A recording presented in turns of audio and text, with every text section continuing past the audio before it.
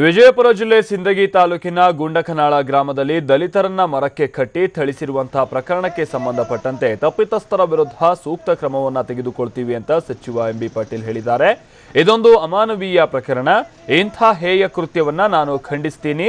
ಅಲ್ಲದೆ ಈ ಬಗ್ಗೆ ಸೂಕ್ತ ತನಿಖೆಯನ್ನ ನಡೆಸಿ ತಪ್ಪಿತಸ್ಥರ ವಿರುದ್ಧ ಕ್ರಮ ಕೈಗೊಳ್ಳುವಂತೆ ತಿಳಿಸ್ತೀನಿ ಅಂತ ತಿಳಿಸಿದ್ದಾರೆ. ಇದನ್ನ ನಾನು ಎಸ್ಪಿ ಜೊತೆ ಮಾತಾಡ್ತೀನಿ, ಏನ್ ಕ್ರಮ ಕೈಗೊಂಡಿದ್ದಾರೆ ಈಗ ಅಂತ ಹೇಳಿ ಏನ್ರಿ.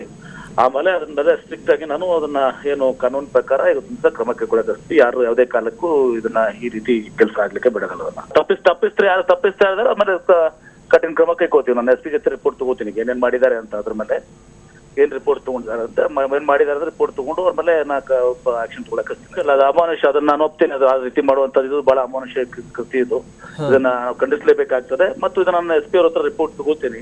ತಗೊಂಡು ಅವ್ರು ಏನ್ ಕ್ರಮ ಕೈಗೊಂಡಿದ್ದಾರೆ ಅವ್ರ ಮೇಲೆ ಅನ್ನೋದನ್ನು ಕೂಡ ನಾನು ತಿಳ್ಕೊಂಡು ಇವತ್ತಿನ ದಿವಸ ಆದ್ಮೇಲೆ ಕಠಿಣವಾದಂತ ಒಂದು ಕ್ರಮವನ್ನು ತೆಗೆದುಕೊಳ್ಳೋಕೆ ಎಲ್ಲಾ ರೀತಿಯ ಕ್ರಮಗಳನ್ನು ಕೈಗೊಳ್ತೀವಿ.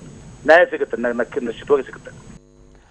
ಇನ್ನು ಮತ್ತೊಂದು ಕಡೆ ದಲಿತರಿಬ್ಬರನ್ನ ಮರಕ್ಕೆ ಕಟ್ಟಿ ಹಾಕಿ ಹಲ್ಲೆ ಪ್ರಕರಣಕ್ಕೆ ಸಂಬಂಧಪಟ್ಟಂತೆ ಸಿಂದಗಿ ತಾಲೂಕಿನ ಹಾಳಗುಂಡಕನಾಳ ಗ್ರಾಮದಲ್ಲಿ ಈ ಪ್ರಕರಣದ ಕುರಿತು ಮಾಹಿತಿಯನ್ನ ನೀಡಿರುವಂತಹ ಎಸ್ಪಿ ಕುಲದೀಪ್ ಜೈನ್ ಮರಕ್ಕೆ ಕಟ್ಟಿ ಹಾಕಿ ಹಲ್ಲೆ ಮಾಡಿರುವಂತಹ ಘಟನೆ ಬಗ್ಗೆ ಮಾಹಿತಿ ಬಂದಿದೆ.